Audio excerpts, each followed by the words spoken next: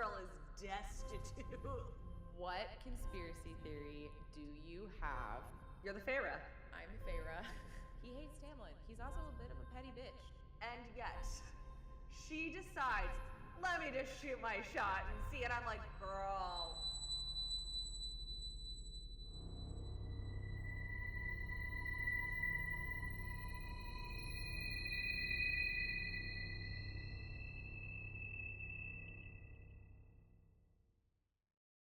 Hi.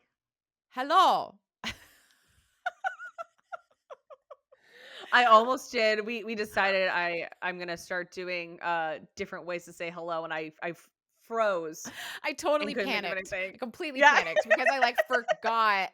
I always do a countdown for Ariel and I when we're about to Yeah. record or we're about to start within the recording.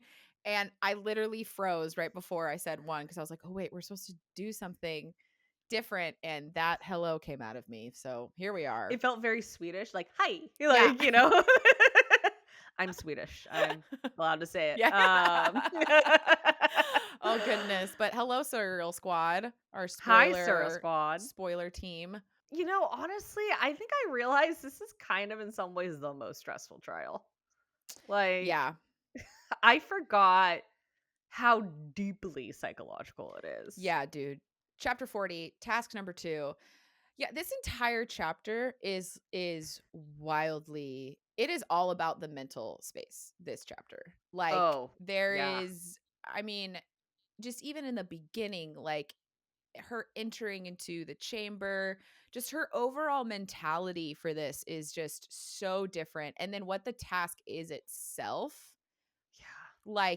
and Sarah gives us a lot of these repetitive thoughts of Feyre being like, I didn't really truly win this task. I Oh, cheated basically, and how her illiteracy is not only used against her, but basically almost killed her and a friend. Yeah. Yeah, this dumb human, right? This concept that she's Yeah. kind of had a chip on her shoulder about in the very beginning of the book. Yeah. Insignificant, right? There's a Yep. lot of these, and I just feel so much of this chapter is Feyre really descending into that, and justifiably so, right? This task is a riddle written on a wall that she has to solve, and it's so painful. Even the portion when she even attempts to sound it out, right? It's so painful. It hurt. The personal humiliation, and little side story and little back history for Corryn. I had a really, really bad stutter as a kid. That's right. I Yeah. had a really bad stutter as a kid. I had to go to a speech coach to get through it. It was really bad. And sometimes when I get really excited, or when I'm trying to quote something, the stutter will come back to where I'll almost get frozen before I try to do the quote. Literally things will kind of lock up and I have to work through it. And one of the biggest stresses was having to read out loud in class, right? Yeah. And so there was one year, I think it was second grade, third grade maybe, where we were reading out loud in class, and I was pretty heavy into my speech coach stuff. And one of the tactics they use when you have a really bad stutter is you hold out the sound of what the stutter, what you can, because as a stutterer, you can feel what is what sound you're getting caught on, and you can tell when it's your last stutter. Even though it's 20 of them, you can feel it when it's almost over. Yeah. So for instance, if you're trying to say again and you keep going how you, one of the practices that you do is you would go again, right? Yeah. So I had a whole year, and where almost every time I read out loud in class, that's how I read. My teachers were told what was going on, and I'm really surprised now that I didn't deal with that much bullying, or maybe I did and I just didn't clock it, whatever. But this reading out, this sounding out moment right now, that happens to her, it really hit me in a very particular way because it just reminded me of that feeling of like, this is something society believes you should be able to do at this point in your life. Yeah. And you, to just get through this thing, you have to do this kind of embarrassing, not kind of, this embarrassing thing to just accomplish what could seem very simple for other Yeah. people. Oh God, just like you feel the secondhand embarrassment. And right, but it's not like cringy, right? Where you like can't handle it. It's Right. just sad. Yes. I realized something.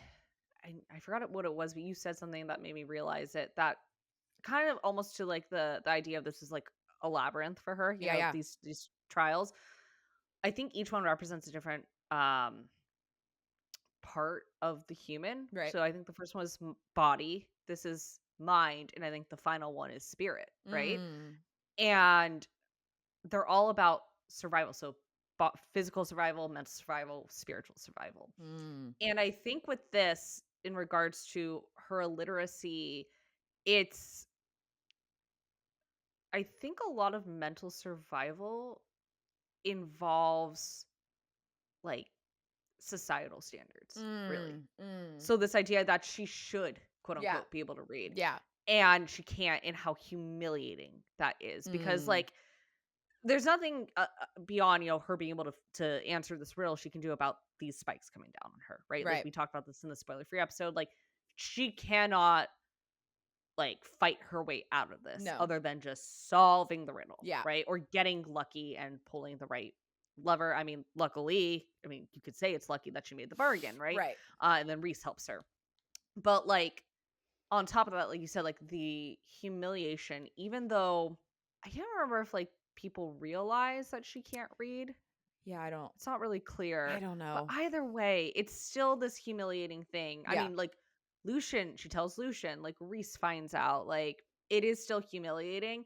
And I'm so glad that Sarah J. Maas actually put this in the book, because like this character being illiterate, because if you read either Crescent City or Throne of Glass, like the two heroines of those books are like highly literate. Like they Yeah. are avid readers, Heavy especially readers. Bryce. Yeah. Yeah, Bryce I think is actually the most she's like a big reader. And I think that the book community can get very on their high horse sometimes in Mm. terms of like avid readers, book talk, like Yeah. things like that, in terms of like literacy, Yeah. right?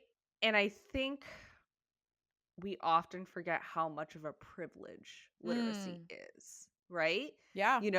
Literacy in this country is at a pretty all-time low, at Yeah. least, in modern times. And a lot of it has to do with the defunding of education Yeah. in this country. Like there are many states where children are not at the reading levels they're supposed to be at through Yeah. no fault of their own, but through schools getting defunded, COVID, Yeah. and kids having to learn from home Yeah. with from parents who tried their best but aren't Aren't teachers, right? teachers. Like Yeah. Yeah. again, through no fault of their own, like it's really, really bad. And like, mind you, she wrote this before COVID. Right. But like I think a lot of us who are literate and who read a lot take for granted how much of a privilege that is. Yeah. And I love that Sarah J. Maas has this incredible heroine who is such a badass, such a survivor, who eventually does learn to read, right? Um, be illiterate and show, yes, that can get her into trouble. Like literacy is part of survival for sure, Mhm.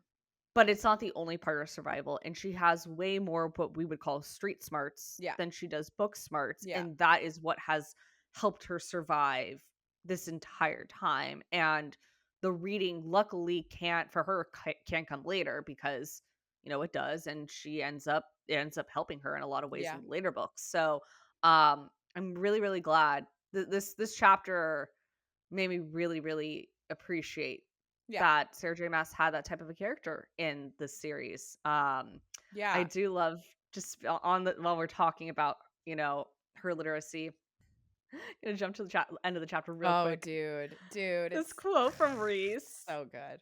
He's such a little shit when I he's know. like, this is after the task and they're back in Feyre's cell. And he's like basically trying to not cheer her up, but get her back to herself, Yeah. right? Which we'll talk more about later because I do want to talk about it. But on page 369, he says, I've been thinking of ways to torment you when you come to my court. I'm wondering, will assigning you to learn to read be as painful as it looked today? And I'm like, what for fucking Yep. shadowing Yep. to Mist and Fury? Yep.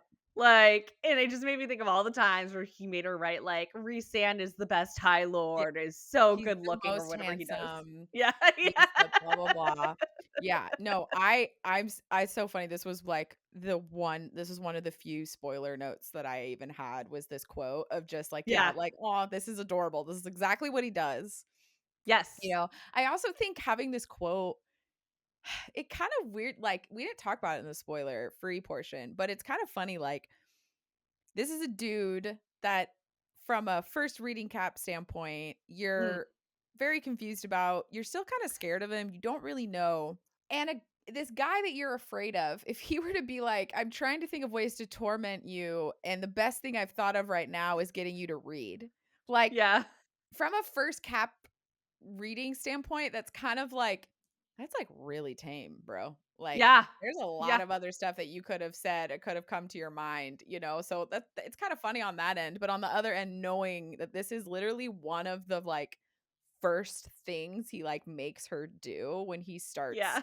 like bringing her to the night court, it's so funny. And honestly, it like I think really encapsulates who Rhysand is and like how he is with Feyre and kind of the reason why we like love him so much Mhm. is even in this idea of like tormenting, it's Yes. for her to help reach Yes. her potential. And Yes. it's to me, it's like such the epitome of Rhys, where like he's gonna do something he knows is gonna like piss Feyre off. Yeah. But a lot of the time, it's almost in like the hopes that like she can start forcing herself to do stuff she doesn't like because she knows it's gonna better herself. Like it's almost him just being Yes. like trust me, you're gonna start doing this on your own, which like she kind of does. Like she starts getting more intense about like her training with her powers later. Like she starts getting, you know, and so it's just so funny, and it's just like it's so Reese this comment. Oh, It's just it's it's so Rhys, and I think what I love about it, and it actually that's a perfectly transitions to one of the things I wanted to talk about in this mm, episode is I think Reese can often get misinterpreted in terms of like people who don't like Reese especially love to say he forces her to do things, yeah. right? Whether it's like wearing certain attire or like you could argue with the reading, right? And something you brought up that I was so happy you brought up, and also thank you for sharing it in the spoiler free episode. You talked about um the part which ended up being both our directing and sound moment, Mm, uh, where at the very end of this chapter, it's after Feyre has completed the trials, and it's when we find out that Rhys can speak into Feyre's mind, and yeah. he's telling her, stand up, hold your head high, walk out the door, etc. Yes, he is telling her what to do technically. But what, Corinne brought up very graciously is like, when you are going through something like depression, which like I would say this is the beginning of Feyre descending into this like depressive pit, Yeah. right? She is not herself. Yeah. You don't have the capacity to command yourself to do things, Yeah. right? You're in a such a bad mental state that you're not able to, like, your inner voice isn't able to tell yourself what you normally are able to tell Yeah. yourself. And I've actually I didn't get the chance to say this in the last episode, but I've been there too, Yeah. right? In a similar way, with you shared with your partner Jeff helping you out of that, like David has helped me out of that too, where Yeah. he's like kind of had to be like, okay, you're gonna do this now and Yeah. this. It is not the same thing as, right now we're talking about a heterosexual relationship Yes. with, a man and a woman where it's not the same thing as a man telling a woman, "You have to do this." Like, no, it is No. very different. It is a partner who understands you and understands you're in a bad mental place, trying to get you back to the person that they know you are, Yeah, right? it's a lifeline. Exactly, it's a lifeline, and that's kind of why I picked that as my directing moment, is, like, Rhys clocked, "This is not the Feyre I know," Yeah. even though they don't even know each other that well Yeah. yet, but, I mean, we know they're mates, like, I do think even though they don't know yet that they're mates, like, on a conscious level, I Yeah. think very subconsciously they feel this I mean, correct me if I'm wrong, but I'm pretty sure the mind speaking to one another, them being Daemati, like, it has nothing to do with the bargain, it's the fact that they're mates, right? That he's able to do that. Mm, Or maybe the bargain kicks it in, but because it stays even after the bargain no, has but I think it's because of him just being able to do that. And God then being a she Daemati. gets part of the abilities as well. So I don't think it's a mate thing. It's a Daemati I think thing. it's a Daemati thing. That makes sense. Okay. But either way, I mean, he does understand her on a very deep level, even at this point, I think. He knows that she's a fighter. I think Yeah. that's the biggest thing is that he knows she's a fighter and he can Yes. see that the fight is is going away.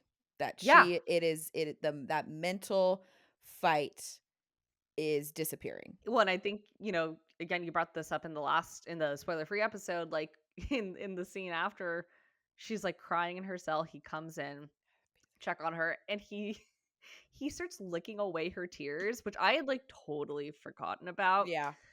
And at first, I kind of interpreted that as like, oh, I think he's trying to make her laugh, but I think you were more correct of like he's trying to make her pissed Yeah. because at this point he knows enough of how much of a fighter she is. He doesn't know her well enough to know like exactly what to do, but he knows that anger Yeah.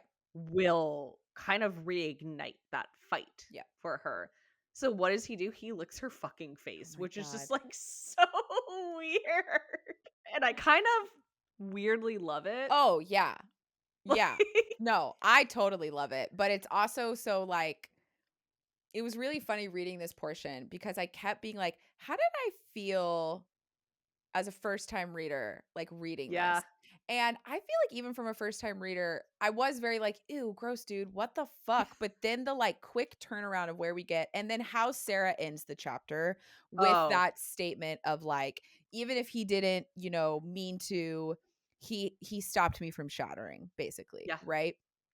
Sarah ending it in that way is so purposeful because Oh, yeah. even as from a first time read, you're kind of like, oh yeah, like he was distracting her. He was giving her a distraction.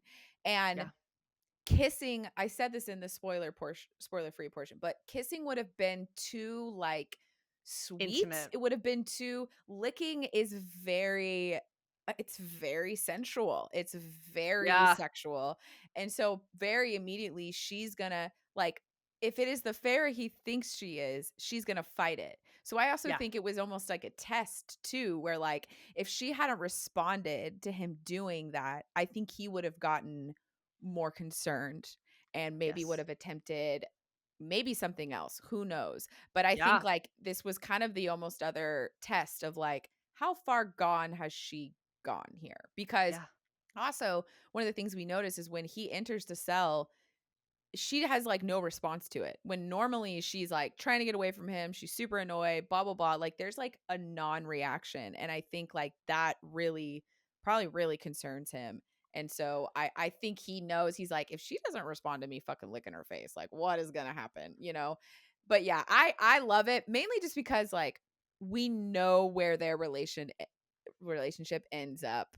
And we Yeah. know this is such a kind of funny like Rhys thing like Oh, to yeah. do, you know? So like this scene is just it just feels so him and them. It just feels like so like who they end up being as a couple. And I love it, but it's so annoying, but it's like the annoying that you like love so much. It weirdly reminds me, and he gets described like this a lot. It reminds me of a cat in a Yes, weird way. totally. Um which, like, he gets described as being feline-like Mhm. a lot, which, for those who have read the Massverse, got some theories on that.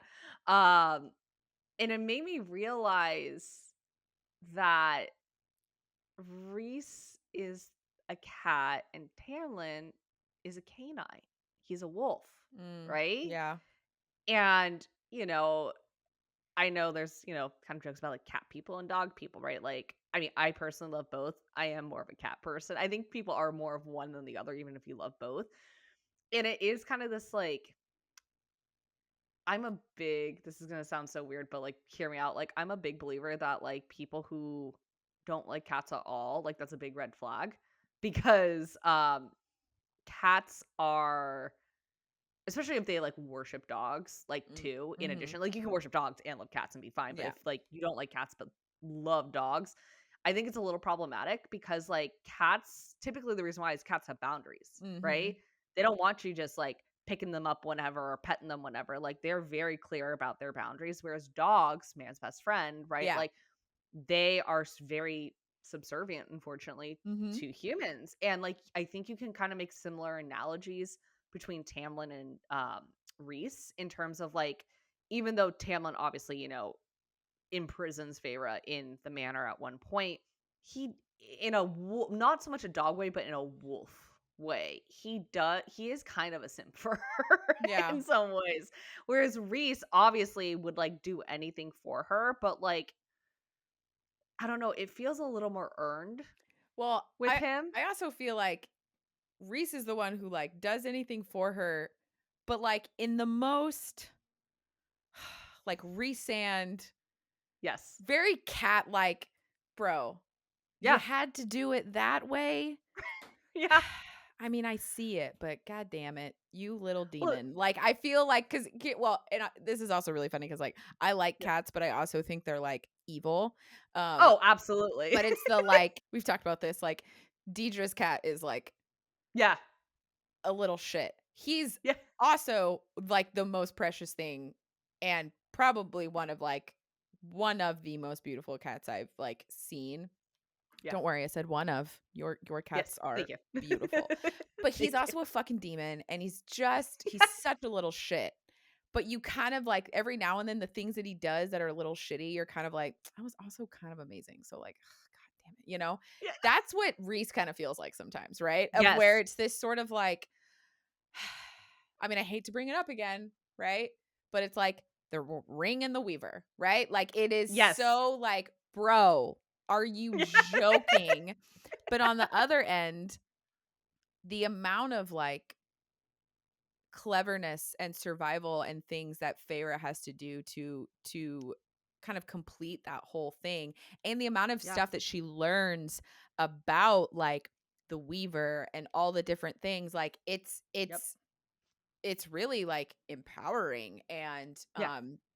and very like exciting and kind of cool, but it's like did you have to knock over the Yeah. water on the edge of the desk at the same Yes. time? Like it's that Oh, same mentality where I feel like, yeah, kind of what you're saying, like with Tamlin, it's almost this like alpha dog yeah. style of like, because I'm such a simp for you, I'm gonna protect you in a way that you really never asked for, and I am the alpha, so I make the end all be all decision. It reminds me of a more alpha version of this. I promise this will make sense. My family has the sweetest little dog named Rico Suave. He is like a mutt of a tiny little dog. And it's to the point now where Rico is so attached to my mom. Mhm.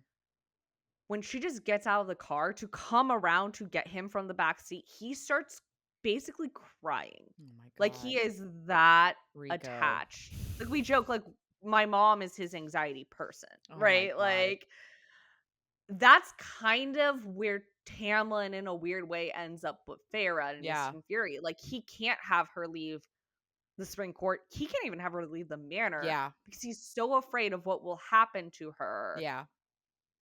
And like for some understandable reasons, Yes, like what's yes, happening right now. yes, But yes. There are it's understandable reasons as to why Tamlin has the fear that he does, but, like, the complete yes. yeah, yeah, The reaction to it though is you can have the feelings, but like the actions you take on those feelings aren't necessarily validated, yeah. right? Well, and also, like, she's a full human, well, Fae at that point, and Yeah. it's like she like, you She's more can powerful be than him. yeah, you can be fearful of, like, what's gonna happen to people, but the way to protect them is not to just then hide them. Like, Right. that's not how that works. No. Going back though to this chapter, This is like, an yeah, interesting it's little, like, analogy that you put us on here, though, of, I like, know. the dog and the cat. This kind of fun, actually. Yeah. I totally it was entirely off the cuff. I did not Love it. that was not planned. But Yep. look, I'm a cat person, so I'm a little biased here. But Reese is definitely giving cat energy. Um I do want to go back though to the actual trial itself. Yeah. Um before the trial starts, there's one quote that just like ugh, I hated it. Mm. Page 362, Amarantha starts to tell Feyre what her task is, and she says, "Here, Feyre, darling, you shall find your task." And I just wanted to vomit when Dude, she said, "Feyre, darling." dude, I had this written down as well because I'm like, "Wait a minute. Yeah, Wait. I didn't realize that we got a Feyre darling from her as well." And it's so funny because this is really only ever going to impact rereaders, yeah, right? This is yep, not something as a first read that is going to affect, I mean, besides just the overall, like using any kind of pet name is just like, right. ugh, bleh, bleh, you know, but like Feyre darling is Ugh, such a thing in the fandom, right? yeah, Like, we were excited because we got our first Feyre darling from Rhys, like, last week or the week before, like, recently. We got it yeah. I recently, think it was last week. Yeah, and it's just oh god, it's, like, I find it so vomitous. uncomfortable. Like, I it hate it. really is very upsetting because 'cause you're just like, "No, no, no, no, you don't get to have that. You don't get to No, say that, lady." but again, I mean, she wasn't as showboaty this chapter. Although I guess like the task in a way it kinda is. It is I mean, all of her tasks are very extra, but, Yeah, but she's little in this chapter, I would say, yeah, Amarantha. Like, there's not a yeah, lot, I would say, of her from her besides just, like, her kind of just, like, reacting to things, really. yeah. Yeah. Like, she's not a huge player, really, in this chapter, which is really fascinating, aside from constructing everything, but, Yeah. um, yeah, no, I mean, the task itself, like, I think one thing I'd forgotten was, like, how soon before it was the last chapter, like, that Lucien and Feyre have that kinda heart to heart where they, like, Yeah. both realize, like, they both genuinely care about each other, Yeah. right? Yeah. In ways they didn't realize the other one did. And then for them to come to this, like, beautiful place of understanding with one another, only for them to almost die Yeah.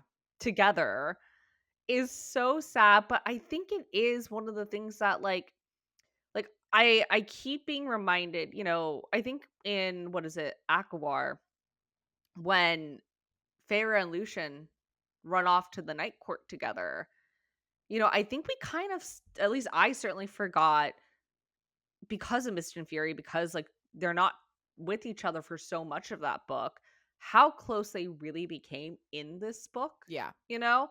And how it makes sense like how much Lucian does trust Feyre to go with her to the night court. I mean, Yeah. that's I don't think we appreciate enough how big of a deal it is that Lucian not only abandons his best friend who kind of saved him on Yeah. multiple occasions, but to go to his best friend's enemy's court.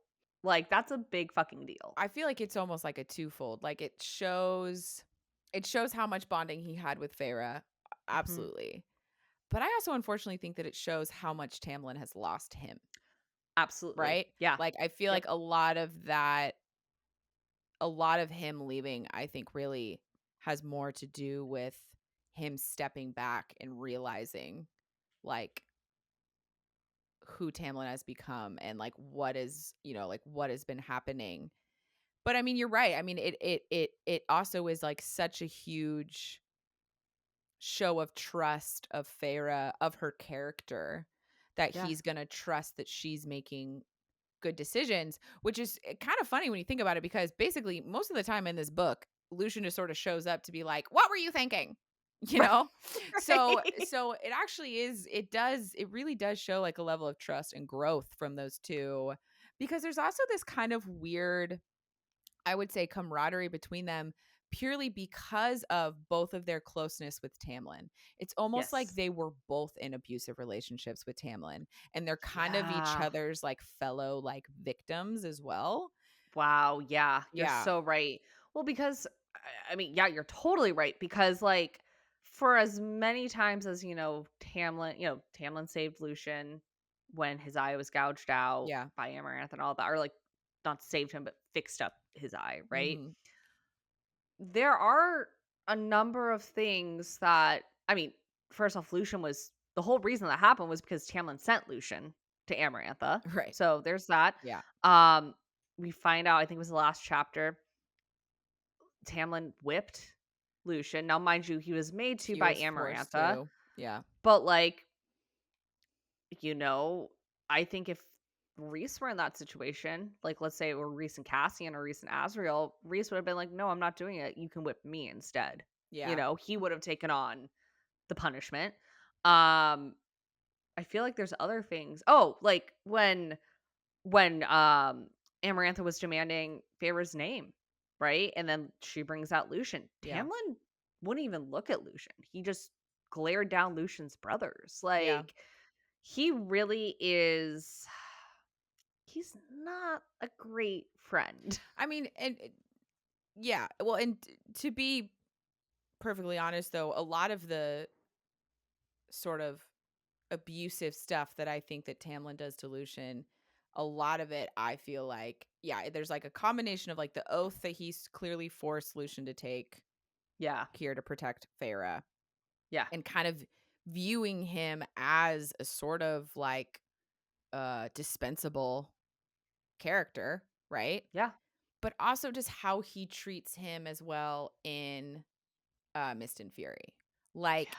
we don't see it as intimately as we see it with like Feyre, but if I recall correctly, there's like quite a few little moments where he just like completely disregards Lucian. Mhm.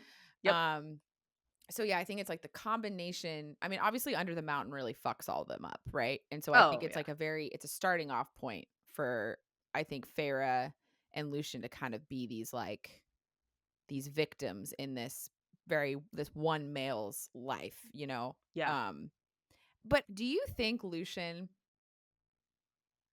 is brought into this task because she knows he's been visiting Feyre? Oh, that's a really good question. I think it's entirely possible. I think even if that is a reason, I think he's brought in more so to try and get Tamlin to cave Okay. to her Yeah. demands. Yeah, because like again, this is not the first time she's like almost killed Lucian under the mountain. Right. This specific time under the mountain. Yeah. I think the main purpose is I mean, she's constantly doing things to get Tamlin to cave. Totally. So I think that's purpose number one, first and foremost. But I wouldn't be surprised if like Yeah, the sort of secondary reason is she figured out he's visiting her. yeah.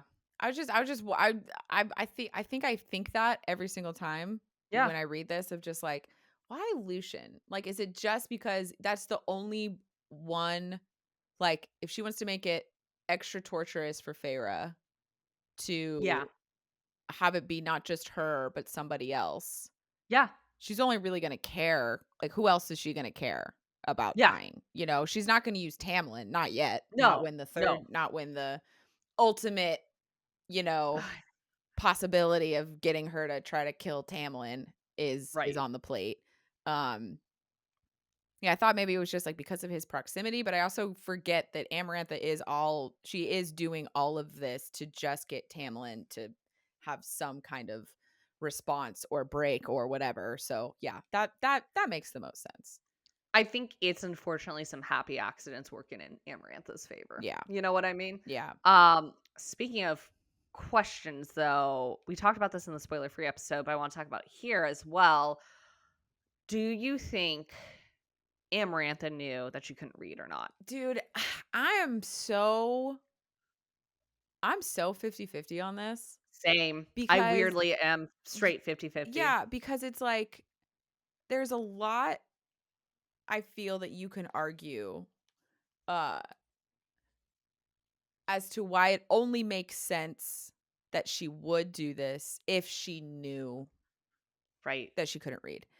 Right. But I feel like we touched on some pretty interesting things in the spoiler free when we were kind of saying like, well, her Amarantha's like thing, right, is she wants to humiliate Feyre after the first task, right? Like I feel like Right. that's pretty obvious. And so in the spoiler free portion, Ariel and I kind of touched on this idea of like, well, it could be purely that she wants to kind of humiliate Feyre with a sort of like logic test, like a riddle, Right. right? So this is like and this overall taunting of like, if you can't solve this one, why would you ever think you could solve this overall riddle that could Right. Because we save never know what this riddle No, we is. We never never find out. we never learn what this riddle is. And so it's kind of like there's two possibilities here. It's she really didn't know and she just chose a riddle because it could be a torturous thing of like you're just not smart enough.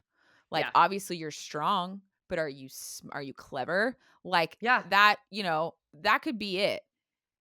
Or it's that she does know she can't read and she wants to use this moment to extra humiliate her, but every time I think of that now, I come to this quote that Feyre has in the Yeah. chapter that I really think rings true when she says like if she knew, like, she'd be taunting me more, Yeah. right? Which I completely agree. If Amarantha, you know what? I think I've decided. If Amarantha knew she couldn't read, Yeah. Amarantha would have been talking about it the entire time. Yeah. Definitely during this. I think because my only potential thought of like Yeah. she could know is I think she would have found out like right before like Mhm. this task because we talked about how like how would she have gotten the information right? Right. I think it would have been through Tamlin somehow, not him willingly giving it up, but like her finding out through some other way. Yeah. Like, I don't think it was Rhys because Rhys also seems to Not not know. know. Lucien doesn't know either. Mhm. So, I think it would have been like she had someone else read Tamlin's mind. Because also something I remembered is, doesn't she have like another Daemati on her payroll? Because we find out in Mist and Fury the head, or not the head. I'm sorry, the children from the Winter Court whose minds were shattered, Yeah. like, she framed Rhys, but it was actually, like, another Daemati she had under the mountain with her that, like, did it. Think that Sure. yeah, I think it was it. So, yeah, like, at the very least, she might have access to Yeah, another yeah. Daemati who Yeah. could have read Tamlin's mind. Um, but yeah, no, I think you're right because like, that would make sense of, like, why she wasn't tormenting her about not being able to read Yeah. before this task, right? Like, she just didn't know until recently. But yeah, I think she would have tormented her. In front of all the other fairies, like that seems like such a missed opportunity for Yeah, Amarantha. unless she genuinely wanted to see, is she gonna figure this If she out? was right, maybe she had an inkling Yeah, and she didn't wanna be proven wrong. I don't know. It just feels if we try to stay consistent yeah, with the Amarantha that we've been with, yeah. she would've been She would have been making fun of her. she would have been ripping her apart about this, like, the whole time. Yeah, she is a mean girl at heart. Yeah, so, Like, yeah, I feel it just is such I think it's hard to believe that it's just, like, a twist of fate, you know? Like, it I really think is that's where I get hard. caught. Yeah, Yeah, because but this is what makes this whole thing so painful. yeah, because it's like Farrah's, like, ultimate fear, really, is, like, Yeah, not being good enough to be able to save her loved ones. but as you pointed out, though, like we don't know that riddle. It could have been a really hard riddle to solve. So like it truly could have been like she was testing Feyre's intelligence just with the riddle, having no idea she can't Yeah. read, right? And that would have been good enough for her. So Yeah. yeah, I mean, look, the cauldron has mysterious The ways. So cauldron the like cauldron goes in mysterious ways for sure. I think I am more inclined to believe it was a coincidence that worked in Amarantha's favor until it didn't, I guess. Yeah, I mean, cauldron, bless the bargain, like, dear God. Well, speaking of the cauldron, I did the last thing I want to bring up is Yeah. the infamous quote. The infamous quote that I now feel wildly differently about. I Corinne really changed my mind in the spoiler-free episode about this quote. So Yeah. just to go over it, because I think reading it out is actually pretty important for this. Yes. So we're talking about the part where Feyre just has to pick randomly Yeah. which lever to pull. And she goes, 2. 2 was a lucky number because that was like Tamlin to me, just 2 people. 1 had to be bad because 1 was like Amarantha or the Adder, solitary beings. 1 was a nasty number, and 3 was too much. It was 3 sisters crammed into a tiny cottage, hating each other until they choked on it, until it poisoned them. 2. It was 2. I could gladly, willingly, fanatically believe in a cauldron and fate if they would take care of me. I believed in 2. So that's on page 364. Yeah. This is the quote that we love to give her shit on. Oh, And like yeah. I still stand by it a little Yeah. bit because Yes. it is such teenage I'm in love like I have obviously not been in a scenario like this, but I have made dumbass like logical quote unquote decisions Yeah. based on like crush type logic like Oh, this yeah. before, Yeah. right? Like Yeah. I think we all have been there to some degree. Yeah. But I thought you had some really poignant and beautiful things to say about why it's not as silly Yeah. of a quote as I think we all say it is. Yeah. Well, thank you. I appreciate that. Yeah, I basically was sort of I'm with Ariel. I love the silliness of this. It's very teenager. It's very 1 + 1 = 2. Like it's very silly, but and I've always kind of read that quote in this way. And for some Yeah. reason this time it struck me so differently. And what I said before was the one that really got me was and 3 was too much. It was 3 sisters crammed into a tiny cottage hating each other until they choked on it until it poisoned them. And to me, that quote kind of stabbed me in the heart a little bit. And it was sort of this moment of like, oh my God, like this is us being a part of the mental process of someone so desperate, so unbelievably desperate for any kind of an answer. Yeah. And also the slow deterioration of someone's like mental health in their mind. Like Yeah. this is and something I said in the spoiler free as well was just like we have to remember like what has been happening for Feyre before this. Like Yeah. yes, in the last episode we discussed how Rhys taking her out, taking her to the parties and taking her to all these things, how like it actually kind of probably helped more than hurt, but Yes. still there is still a loss of body autonomy there, and there is Yeah. still getting hungover every day for a month is not Ugh. great for a human, you know? Terrible Like for your physical and mental health. before the sobriety days, like I know that feel. It is not good for the mental health. It is not. No. And she's been doing God knows what while she's been blacked out. So there's been a slow chipping for a while. Yeah. Yes, solitary confinement probably would have done a lot worse, but still there has Sure. been a slow chipping. And she is Yes. walking into this task already so low, so scared, so kind of slightly defeated. And then she gets presented with literally her worst fear, having to read to save someone's life and her life. So I just feel like this quote, it feels like the desperate clawing of like a child, of like trying to grasp onto any kind of life raft, any kind of thing that's going to help her keep her head above water so she can breathe just a little bit longer. Like it is And like this, because this, and I think the sister thing really hit me, probably because I have 2 older sisters, so Yeah. 3 sisters, I know.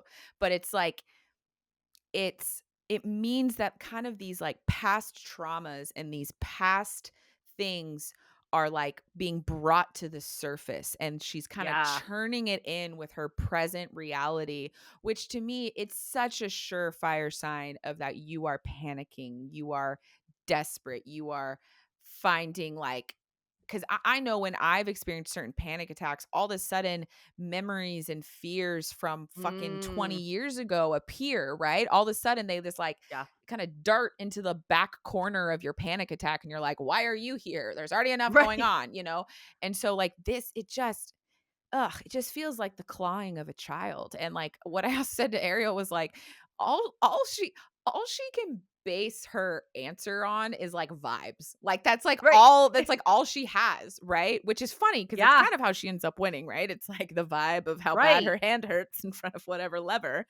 But Yeah. all of a sudden this, like, I think that's just why like this quote that we've teased her for, and again, we can tease her for it because everything turns out okay. Like Right. we know everyone survives. We actually even know that, Amarantha dies. Like she Yeah. becomes a fae. She finds her mate eventually. Like we know there's like a happy ending, so we can tease her about this. But this was just, I don't know, this time to me, it just felt actually like the most heartbreaking thing, because when you're using such nonsensical logic, but that is your last ditch effort, like how Yeah. fucking sad is that? Well, I think, this is something I couldn't say in the spoiler Right. free, but I can say here.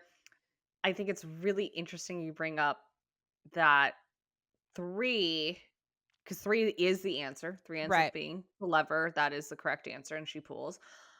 Three being associated with her sisters, it brings up the past anxieties. But I wonder if it's bringing up some subconscious present anxieties because she ends up being in a love triangle. Three is crowded, right? And she's currently experiencing that because let's be honest, she is, whether she wants to believe it or not, she is developing a crush on Rhys at this point. Yeah. She keeps talking about how beautiful he is. Like from the first moment they Yeah. meet, like Yeah. she describe the way she describes him physically almost every single time Yeah. is far more uh Complimentary. complimentary than she ever does Tamlin. Yeah.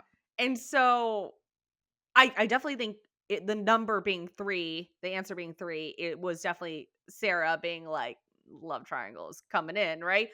But I wonder from a character perspective, like this whole idea of like 3 being this crowded number is also like her subconscious being like, oh shit, like, Oh my god. yeah. Ariel. Oh my god. I have to admit, you have lost me on this one. Not lost in that I don't understand. I understand what you're Yeah, yeah, yeah. saying. You just don't agree. But I that honestly feels to me a little bit like a stretch. But I love you for it. This is why I love your brain. I love how you reach for these things sometimes. In my opinion, it feels like a reach. I see Sure. how you can have got there, because I think, Yes. just because for me, I have never viewed what happens in this series as a love Yeah. triangle situation at all. Because in my mind, yeah, hear me out. Yeah, I know. See, How? here we go. I love this. Hear me out. In my mind, a love triangle is Yeah. when there is like one person. So in this instance, a woman, Yeah. and there's two men that Mhm. she wants to be with at the exact same time. That in my mind is a love triangle. Yeah, I know. Ah, You see where I'm going with this? Feyre, in my mind, does not yeah. actually like want to be with Rhys Mhm. and Tamlin at the same time. In Mist and Fury, there's some overlap. If you're talking about currently, yes, but then I raise you. No, but wait. Yeah, Because okay. because it's just, in my mind, I think she kind of, yes, obviously she's slowly developing a crush on him and all of these things. Yeah. But I think by the time she really wants to be with Rhysand, she's like done with Tamlin. I don't mean that she's like fully over him. I Yeah, just mean she is nowhere near a space anymore where she would want to be with him like romantically anymore. And I sure. think that's why I never view it as a love triangle. See, I think that's a stretch. I think that's more of a stretch because here's what I'll say. On a conscious level, sure.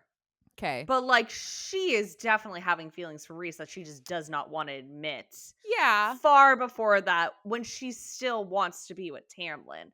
And the other reason I respectfully disagree Uh-huh. is I think there's a lot of examples of books and movies and TV where it's a solid love triangle where like the person in the middle of the triangle doesn't want to necessarily be with the two other people at the same time. Twilight, perfect example, right? Like she doesn't want to be with Jacob in the first book. But No. like by New Moon and even Eclipse, like she's like wavering, Yeah, right? but she would have still chosen Edward over Sure, but Jacob, it's still but it's it's still a love triangle. It's still a love yeah, triangle. because she wants both of them at the same time. But so does Feyre and Mist and Fury. No, no, no, no. Yes! I feel like you twisted that about to make it sound like it was for you. I feel like you proved my point because I like No. because she because in New Moon, yeah, we're going here. In New Yeah, Moon, the only reason why she's not with Edward is because he was that fucking dumbass who broke up with her in the beginning. sure. But she still would have chosen to be with Edward. She just starts being interested. She is in okay. Maybe it's not interested shouldn't be my word. Like want to like physically and romantically be with that person. Like a relationship as it were. Okay. I don't think a relation I think physically romantically. Sure. Doesn't mean necessarily a relationship because correct me if I'm wrong. But by the time Hewn City happens in Mist and Fury, where he almost fucking finger blasts her in front of everyone, Yeah. that's before she's like officially decided I don't want to be with Tamlin. I She think. no, she by that point she Was has it run away. Yeah. she has run Yeah, away? because Okay. that's one of the things I think Oh Sarah yeah. does things in a very particular timeline to make sure there is never a oh she cheated on Tamlin, Yes. right? Well, I mean, yeah, like they never actually physically do anything until the inn. Yeah, but I feel like Hewn City with some Rhys haters, I feel like that would have been a conversation that would Mm, have come up a lot. And I yeah. honestly think that it's like because mainly because I remember on my end when I read the books, nothing actually like physical like that happens with Rhys until she's already kind of Left gone him. from Tamlin. Okay. Like I because I just remember it like cuz even as a reader you feel very like fuck yeah, you know, but cuz Yeah. before she fully escapes from Tamlin, you're still a little like back and forth and then the kind of like Right. final moment where more comes to get her, I'm pretty sure all Yeah. of us at that point are like, yeah, I'm done. And I think that's Right. why Hewn City is such a fun scene because it's Yeah. after all of that bullshit. Fair. Going back to the love triangle definition. See, I think look, my No, I definition and feel yeah, no, I feel like I yeah, continue. I would wager most people would agree with this. A love triangle, I don't think Yeah, it's called a love triangle. It doesn't mean all the sides are equal. To me, a love triangle is when you have one person that two people are in love with. at the same time. And that person at the same time, which you cannot deny, Rhys and Tamlin are both in love with Feyre at the same time throughout the series. And that one person is having to choose Okay. between those two Yeah, people. no, I think you're right. You're absolutely right. What I think the stretch is thinking that the answer is 3 because Sarah's warning us about a love triangle. See, That's what I I think think the Sarah stretch is. I think Sarah That is. feels a little 1 + 1 = 2. I will agree that the stretch is maybe that Feyre is feeling it on a subconscious level. But I do think that That's what you think is the stretch? You don't think it's a stretch? You yes. think that Sarah purposely made 3 be Yes. the answer because she's warning us about a love triangle. And here's my evidence because she said that 2 is 2 people like her and Tamlin. That's Because why. she's trying to show us a descent into madness. That doesn't mean that she is going to like also, this could be a real riddle. And the real answer could just be fucking 3. And Sarah just made that be that. Two truths at once, baby. Like, like, why can't it be both? Oh, very good. Way to throw that back. We love two truths. It's like Ariel and our like favorite thing. Way to throw that back in my fucking face. This is like the closest to a real argument you guys will ever hear us have, by the way. For real. No, this is like, yeah, no, this is the most heated we ever get. Truly, like, I am thinking about this. And look, I know I'm a different kind of writer. I'm not nearly at the level that Sarah is, but like Oh, interesting from point. a foreshadowing standpoint, it would absolutely make sense for a writer. Wait, really? You don't Yeah. think it's like a little cheesy? Oh, it's absolutely cheesy. Okay. Don't get me wrong. Okay. But it doesn't mean just because it's cheesy doesn't mean it's not Fair, foreshadowing. fair. No, that's very fair. You know what? You know, this is really funny. This is like a really classic me and Ariel thing too, is that like she hasn't fully won me over, but she's won me Yeah. over more than I expected. And hey, you won me over in terms of like I was stretching a little bit about like the subconsciousness in Feyre's mind with the 3 answer. But I believe in my heart this is Sarah All right. foreshadowing a love triangle. Yeah, and here's the thing. There's nothing I can do to like prove you wrong. So if you want to believe that, honey pie, I support you having the right to believe that. Thank you. Thank Yeah. you. But like in all actuality, like this is truly folks, like this is like this is Corinne's and my version of an argument. And like subject matter too. Like we Oh, don't mean absolutely. like oh how heat like that level of heated. We mean like us getting Both. into an argument that even what like semi seriously. Yeah. That's like the only time we've had any kind of disagreements. This is so funny. I just realized I don't think I brought this up on the podcast. I think I brought it up to you before. But remember how I had that anxiety dream earlier this week where like you got mad at me for not Oh my knowing how to spell God. Jeff's name? The prophecy, it's been fulfilled It has somehow. been fulfilled. But instead of spelling Jeff's name, it's the number 3. It's the number 3. Oh my God. It is something just as trivial. Wow. I love this for us. We're consistent I in love your this. stress dreams and in reality. You guys, I woke up so stressed from the stream, being like thinking Corryn was actually mad at me because I couldn't like it wasn't even that I didn't know how to spell Jeff's name. No, I you wanted to just make sure I knew how yeah. to spell it right. It was the fact that apparently in the dream, I was really mad at her for double checking how to spell Jeff's name. And apparently in the dream, we were on vacation and it was like a 3 or 4 day vacation. And I would not speak to her for the rest Yeah. of the trip because of this. I had to keep reminding myself throughout the day, like Corryn isn't mad at you in real life. That was just a dream. Ariel was editing the podcast too. So she's like staring at my face being like, she's not mad at me. She's not mad at me. I kind of wish you had texted me and I feel like I would have like sent you or like FaceTimed you really quickly to be like, I love you. That was a silly dream. Everything's fine. Because I know those dreams, man. It's so weird too how real. the memory like haunts you kind of.